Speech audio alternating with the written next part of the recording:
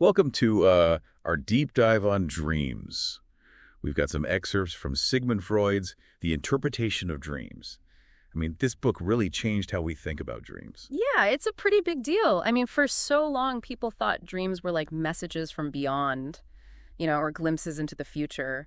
But Freud, he kind of flipped that on its head. So instead of, winning lottery numbers, our dreams are telling us about our deepest desires. Exactly, like those things we might not even want to admit to ourselves. So how does Freud even come up with this idea? Well, he started noticing that even when dreams seem totally random, there are these connections to our waking lives. Like Freud himself, he had this recurring dream of drinking water whenever he ate salty food before bed. Okay, but how is that a hidden desire?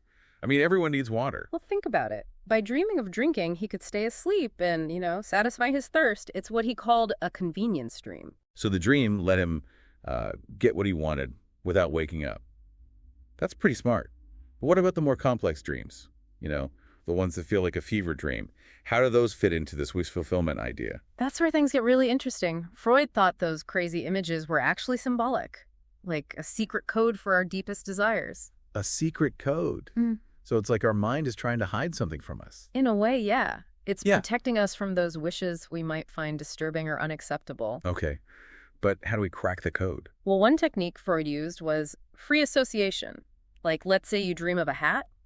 You'd say hat out loud and then just see what other words or images come to mind. And those random thoughts can help us understand the dream. Exactly. It's like following a trail of breadcrumbs. Yeah. Those thoughts can lead you back to a hidden memory and emotion you've buried, or even a secret desire that the hat symbolizes. I see. So we're not just looking for a direct translation. We're exploring the personal connections and feelings that the symbol evokes. Right, because a hat might mean something completely different to you than it does to me. It all depends on our own unique experiences and associations. Okay, I'm starting to get it. But even if we can figure out what the symbols mean, dreams still feel so jumbled and illogical. Did Freud have an explanation for that too? He did. He believed our minds kind of regress during sleep. Going back to a more childlike way of thinking. It's like our adult brain takes a break and lets our more primal instincts take over.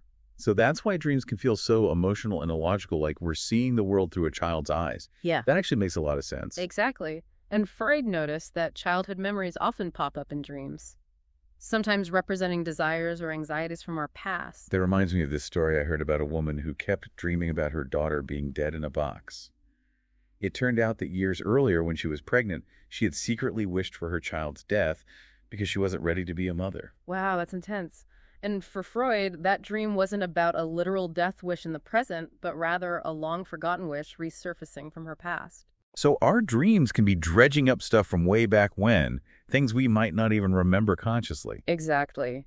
He saw dreams as a way of processing those unresolved emotions, even from years ago. That's pretty amazing. Yeah. But before Freud, were people just looking for lottery numbers in their dreams? Not exactly. Ancient cultures like the Greeks saw dreams as prophecies or messages from the gods. They even had different categories for dreams, like krematismos, which were direct commands from a god, and oneros, which were symbolic dreams that needed interpretation. So dream interpretations has been around for ages. But it seems like Freud really revolutionized things by shifting the focus to our inner world, to those hidden desires lurking beneath the surface. He did. And he wasn't afraid to explore some pretty controversial territory. Like his idea that even negative emotions in a dream like judgment or anger can be twisted forms of wish fulfillment. It's all about the context. Like let's say you dream about a friend being portrayed as a simpleton. On the surface, it seems negative. But maybe you secretly harbor judgments about this friend, judgments you wouldn't admit to out loud. The dream allows you to express that criticism without the guilt. So even our darkest thoughts and feelings can find an outlet in our dreams disguised as these bizarre scenarios. Exactly. And that's why Freud saw dream interpretation as such a powerful tool for self-discovery. By understanding the language of our dreams, we can gain insights into our deepest motivations, fears, and desires. This is really making me think differently about my own dreams. It's like they're not just random nonsense after all, but a direct line to my subconscious trying to tell me something important. Yeah. But how do we even begin to decode all this? It feels like learning a whole new language. You could say that. And just like learning any language, it takes practice and the right tools. But don't worry, we'll unpack those tools together. Okay, that makes me feel a little less overwhelmed. But before we dive into those tools, Are there any examples from Freud's own life that illustrate how he used this wish fulfillment idea to interpret dreams? Oh, yeah, there are plenty. In fact, one of his most famous cases involved a dream about his own daughter. She dreamt of receiving chocolate bars, something her mother had denied her earlier that day. A simple dream about chocolate. Exactly. But for Freud, it perfectly illustrated his concept. Even a child's dream, he argued, can be driven by a basic desire that wasn't fulfilled in waking life. That makes me think about all those times I've dreamt of eating delicious food. Yeah, Maybe my subconscious is just telling me I need a snack. maybe. Or it could be a deeper symbolic hunger, a desire for something more than just food. That's the beauty of dream interpretation. It's all about exploring those possibilities and seeing where they lead you. This is fascinating stuff. But before we get too lost in symbolism, can we back up a bit? You mentioned that Freud also looked at how physical sensations can influence our dreams. What did he mean by that? He noticed that things happening in our bodies while we sleep can actually shape our dream content. There's this famous case of a man who had a blister applied to his head and then dreamt of being scalped by Indians. Ouch. That's a pretty direct connection between physical sensation and dream imagery. It is. And it supports the idea that dreams aren't just about our thoughts and emotions, but can also be influenced by what's happening in our physical bodies. So even something as simple as a blister can become a symbol in our dreams, a way of processing that physical experience through the lens of our subconscious. It's amazing to think about all the different factors that contribute to the strange and wonderful world of our dreams. Absolutely. And that's why dream interpretation is such a fascinating and complex field. It's not about finding a one-size-fits-all answer, but rather about exploring the unique interplay of thoughts, emotions, memories, and even physical sensations that shape each individual's dream world. This is giving me a whole new appreciation for the power of dreams. They're not just random firings of neurons, but rather a complex language that can reveal hidden truths about ourselves and our experiences. Exactly. And that's precisely why Freud called dreams the royal road to the unconscious. But that road can be winding and full of detours, so it's helpful to have a map. Luckily, Freud provided us with some tools to help us navigate this fascinating terrain. Okay, I'm ready for the next leg of our journey. Let's unpack those tools and see how we can apply them to our own dreams. Yeah. Okay, so I'm ready to become a dream detective. That's the spirit. But I gotta admit, I'm still a little confused about how to actually interpret these dream symbols. Is there like a guidebook or something? Yeah, like a dream dictionary. I've seen those around. Right, but Freud wasn't a big fan of those. He thought they were too simplistic. You can't just look up a symbol and assume it means the same thing for everyone. So it's not like a one-to-one translation. Not at all. Dreams are like fingerprints, They're totally unique to each person. A hat might mean one thing to you and something completely different to me. Okay, so back to those hats and buildings we were talking about earlier. What makes them so special as symbols? It's not that they're special exactly. It's more about what they could represent. Remember, Freud was all about those hidden desires, the ones we try to keep buried. Okay, so what could a hat symbolize? Well, to Freud, hats sometimes symbolized male genitalia. Whoa. Okay, that seems a little far-fetched. How did he even come up with that? He looked for connections between the shape or function of an object and its symbolic meaning. He also paid attention to wordplay and double meanings, like a hat can be tipped, which might have a sexual connotation.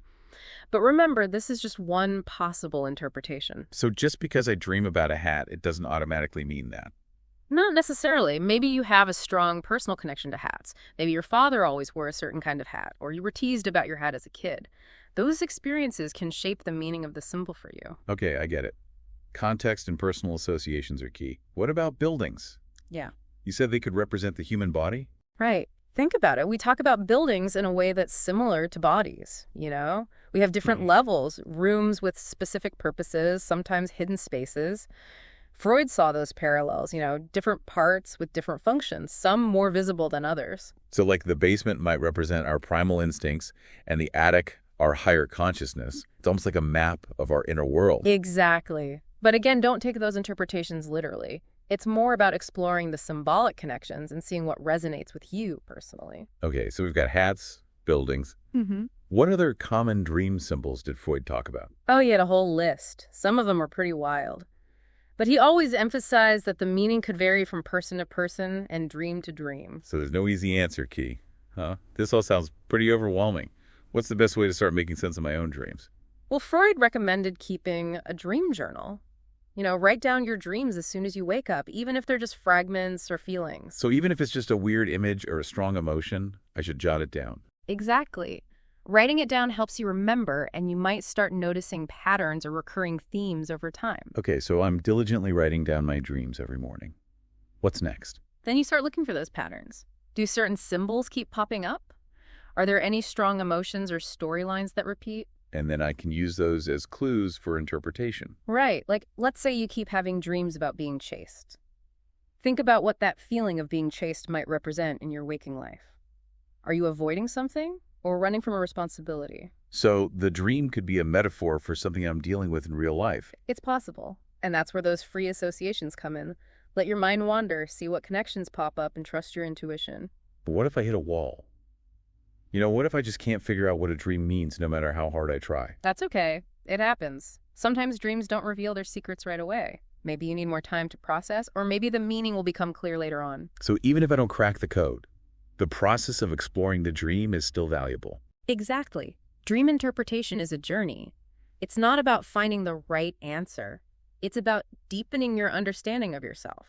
It's like learning to listen to a new voice inside us, a voice that speaks in this strange and symbolic language. That's a beautiful way to put it.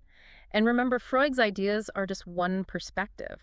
There are many other ways to approach dreams. So it's about finding what resonates with me, Yeah. what helps me make sense of my own dream world. Exactly. The world of dreams is vast and mysterious. There's always something new to discover. Speaking of discoveries, you mentioned that our waking experiences can influence our dreams. Could you give me some examples of that? Have you ever woken up and realized a sound from your dream was actually your alarm clock? Oh, yeah, totally. Yeah. It's like my mind just incorporated that real-world sound into the dream. Exactly. Or maybe you hear a song in your dream and later realize it was playing faintly from another room. Our minds are really good at weaving those external stimuli into our dreams. It makes me wonder if we could intentionally influence our dreams by controlling our sleep environment. Like, could I play certain music or use aromatherapy to try to steer my dreams in a particular direction? That's a great question. There's a whole field of study around dream incubation, which involves techniques for influencing dream content. So instead of just waiting for dreams to happen, we can actually try to guide them. Some people believe so. One common technique is to set an intention before you fall asleep. Focus on a specific question or theme you want your dreams to address. So it's like saying to myself, tonight I want to dream about. Exactly, like planting a seed in your subconscious. And then maybe my dreams will grow from that seed. That's the idea. But it's not foolproof. Dreams have a mind of their own, They don't always cooperate with our conscious desires. Right, no guarantees. But it's worth a try. What other techniques are out there for dream incubation? Keeping a dream journal by your bedside can help. If you wake up during the night, even for a moment, jot down any dream fragments you remember. So even if it's just a fleeting image or a feeling, I should write it down. Exactly. It helps to solidify the memory and strengthen your connection to your dream world. I'm definitely going to try that. Yeah. It seems like the more we engage with our dreams, the more accessible they become. That's the whole point. Dream work is about cultivating awareness of this part of ourselves that we often ignore. Speaking of awareness, Yeah. what about those times when we wake up from a dream feeling super emotional? Is there a way to use those feelings to understand the dream? Absolutely. Those emotions are like clues. They can point you towards the deeper meaning of the dream. Pay attention to how you feel when you wake up. Are you anxious? Joyful? Sad? Confused? So if I wake up from a dream feeling terrified, it might be a sign that the dream is tapping into some unresolved fear or anxiety. It could be. The dream might be trying to bring that fear to your conscious attention so you can address it. This is making me realize that dream interpretation isn't just an intellectual thing. It's also about connecting with our emotions and really listening to what our subconscious is trying to tell us. Exactly. Dream work can be a powerful form of self-therapy. It's like Freud said, dreams are the royal road to the unconscious. But instead of just analyzing symbols, we're also tuning into our feelings and paying attention to those subtle messages. You got it. It's about integrating the wisdom of our unconscious into our conscious awareness. And that journey can lead to incredible insights and personal growth. This deep dive is really opening up a whole new world for me. I'm starting to see how dreams can be both a source of anxiety and a source of wisdom. That's a great insight. They can challenge us, confront us with our shadows. But they can also guide us, inspire us, and help us to live more authentically. I'm feeling so much more appreciation for the mystery and the power of dreams. It's wonderful. And remember, as you continue exploring your dreams, Don't be afraid to challenge Freud's ideas too, explore different perspectives and trust your own intuition. It's all about finding what resonates with me, what helps me understand my own unique dream landscape. Exactly. The world of dreams is vast and multifaceted. There's always more to discover. This deep dive has definitely sparked my curiosity. I'm eager to learn more about Freud's ideas and explore other theories about dreams. Where should I go from here? Well, there's a whole universe of knowledge out there. You could start by reading more of Freud's work, dive deeper into his theories on symbolism and dream interpretation. Okay, I'll add that to my reading list. Hmm. What about other perspectives on dreams? You mentioned there are different schools of thought. Oh, there are tons. You could explore Jungian dream analysis, which focuses on archetypes and the collective unconscious. Or you could look into Gestalt therapy's approach, which sees the dream as a reflection of the dreamer's current emotional state. So many possibilities. It's like opening a door to a whole new world. It is. Dream work is a lifelong adventure. The more you explore, the more you'll discover about yourself and the hidden depths of your own mind. This deep dive has given me a lot to think about. But before we wrap up, I have one more question. What about those times when dreams leave us feeling totally confused? We wake up and think, what in the world was that all about? Yes. The head scratchers. Those dreams that defy logic and leave us feeling puzzled. They can be some of the most interesting ones to work with. Interesting, but also frustrating. It's like they're speaking a language I just don't understand. It's true. Sometimes dream interpretation is like solving a puzzle, and those bizarre, nonsensical dreams can be the trickiest pieces to fit in. So how do we even approach those kinds of dreams? Do we just give up? Not necessarily. Sometimes it helps to step back from the literal content of the dream and focus on the overall feeling it evoked. So if I have a dream that's completely bizarre, but I wake up feeling peaceful or joyful, that feeling might be the most important takeaway. Exactly. Sometimes the emotional tone of the dream is more significant than the specific images or symbols. It's like our subconscious is communicating through a feeling rather than a clear message. Right. And sometimes the meaning of a dream unfolds over time. We might not understand it right away, but weeks or even months later, something happens that sheds light on the dream's message. So it's like those dreams are planting seeds in our minds, seeds that might not sprout until the time is right. That's a beautiful way to put it. Dream work is a process of unfolding of discovery, and sometimes those discoveries happen on their own schedule. It's also a reminder that we don't always have to have all the answers. Sometimes it's okay to just sit with the mystery and trust that the meaning will reveal itself when we're ready. Absolutely. And that speaks to the power of dreams to challenge our assumptions, expand our awareness, and lead us on a journey of self-discovery. This deep dive has really shifted my perspective on dreams. I'm starting to see them not as random nonsense, but as a valuable source of insight and guidance. That's wonderful. And remember, this is just the beginning of your exploration. There's a whole world of dream knowledge out there waiting to be discovered. I'm excited to continue the journey. But before we move on, I'm curious about one more thing. You mentioned earlier that Freud believed dreams could offer insights into human evolution. How could our personal dreams possibly connect to something as vast as human history? It's a fascinating idea, right? Freud thought that dreams often tap into primitive ways of thinking and feeling, reflecting those early stages of human development. So like our dreams are carrying echoes of our ancient ancestors. In a way, yeah. Yeah. He saw these dream elements as remnants of our archaic inheritance, connecting us to the primal fears and desires that have shaped us as humans. So it's like our dreams are a window into the collective unconscious, that shared reservoir of images and archetypes that Jung talked about. Exactly. And by analyzing those primitive elements in our dreams, Freud believed we could understand more about the evolution of the human psyche and those universal experiences that connect us all. That's mind-blowing. It makes me wonder if there are any universal dream themes or symbols that people from all different cultures experience. There are definitely some recurring themes that seem to transcend cultural boundaries. Dreams about death, birth, flying, falling, being chased. These are all common experiences that people report from all over the world. It's like those themes are tapping into something fundamental about being human, something that goes beyond our individual differences. Exactly. And Freud believed that those universal themes often represent core psychological conflicts or developmental stages that we all go through. So even though our dreams are personal and unique, they can also connect us to something much bigger, something that speaks to the shared human experience. That's one of the most profound insights that dream work offers. It reminds us that we're not alone in our struggles, our fears, our desires. We're all part of a larger story, connected by the threads of our shared humanity. I'm finding this all so thought-provoking. It makes me want to go back and look at my own dreams with fresh eyes. Try to see those deeper layers of meaning, those echoes of the past, and those connections to the bigger picture. That's a great idea. And as you embark on that journey, remember to approach your dreams with an open mind, a curious heart, and a willingness to really explore the depths of your own psyche. This deep dive has truly been an incredible journey.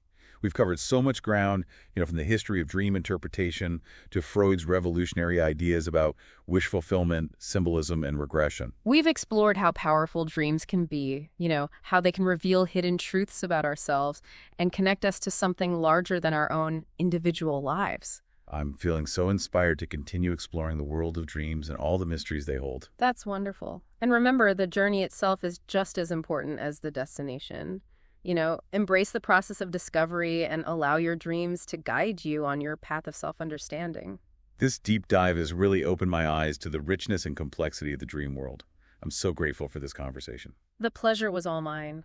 And as you continue exploring your dreams, remember to approach them with curiosity, compassion, and above all, a sense of wonder. Sweet dreams. Sweet dreams.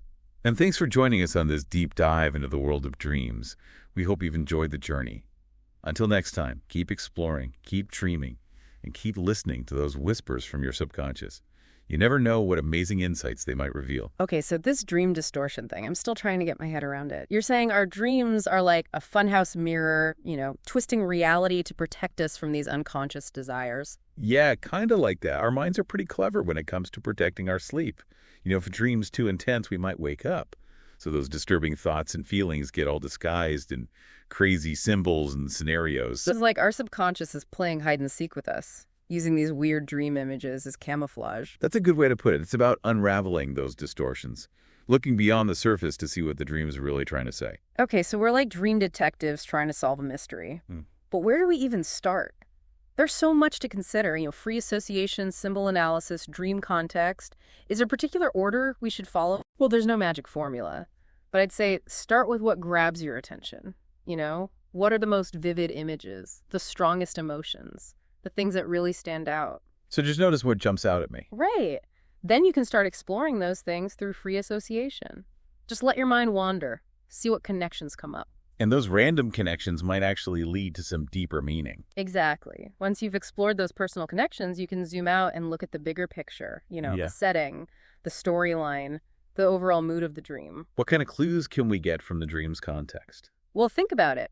If your dream takes place in a school, maybe it's tapping into anxieties about performance or fitting in. If it's set in a wide open space, maybe it symbolizes a feeling of freedom or the unknown. The setting often reflects an underlying feeling or a theme you're grappling with. So the background of the dream is just as important as the characters and the action. Absolutely. And once you've considered the context, you can start looking at those specific symbols, like the hats and buildings we talked about before. But you said those symbols don't have fixed meanings, right? A hat might mean one thing to me and something completely different to you. Exactly. It's all about your own personal associations and the overall feeling of the dream. There's no universal dream dictionary out there. This makes dream interpretation feel less like decoding a secret message and more like an art, a subjective exploration. I like that. It's a creative act, really. Yeah. A dance between your intuition, your personal history, and the guidance you can get from theories like Freud's. It's also pretty humbling, realizing there's this whole world operating beneath the surface, a world that speaks in symbols and metaphors, a world we're only starting to understand. That's one of the most exciting things about dream work, I think. It reminds us just how vast and mysterious the human mind really is. I'm also starting to see how dreams can be both scary and helpful. They can bring up uncomfortable stuff, but they can also offer guidance, support, and inspiration. Exactly. It's all about learning to listen to those messages our dreams are sending, even when they're not so easy to hear. So it's not just about figuring out symbols. It's also about paying attention to our feelings and those subtle whispers from our subconscious. That's the key. And as we get better at listening to those whispers, we can use that wisdom in our waking lives, to help us navigate challenges, make decisions, and even tap into our creativity. That's incredible. It's like dreams offer us a secret roadmap, a guide to living more consciously and authentically. I think so. And while Freud opened the door to this hidden world, there are so many paths to explore. Don't be afraid to go beyond his theories, Discover your own unique way of relating to your dreams. This deep dive has been amazing. I feel like my eyes have been opened to a whole new world. I'm so grateful for this conversation. You're very welcome. And as you continue exploring your dreams, remember to approach them with curiosity, compassion, and a sense of wonder. Sweet dreams. Sweet dreams. And thanks everyone for joining us on this deep dive into the fascinating world of dreams. Until next time, keep exploring, keep dreaming, and keep listening to those whispers from your subconscious. You never know what incredible insights they might reveal.